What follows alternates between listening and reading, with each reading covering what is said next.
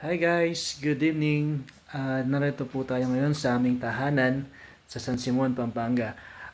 Ginagamit ko ngayon yung Samsung S10 Plus na nabili ko lamang sa Green Hills ng 10K. Biruin nyo, 512 GB na siya ang storage niya. Tapos 8 GB RAM. Tapos, tapos ang mura lang niya. Tsaka maganda yung quality ng video. Sinusubukan ko siya ngayon. Kita yung mga pores ko, kita yung mga kung ano-ano.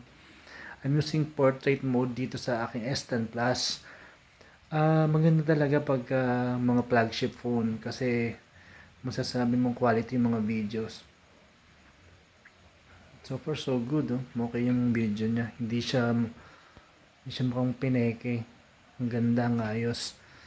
Parang 4K yata. Ito nakalagay lang kasi Ultra HD. Kaya yun. Na-recommend ko pa rin talagang bilhin ninyo yung mga dating flagship ng Samsung. Although yung ngayon maganda kaso napakamahal. So yun. Kailangan lang natin hintayin na magbaba pa sila para bumili tayo. So far so good. Yun lang. Bye bye.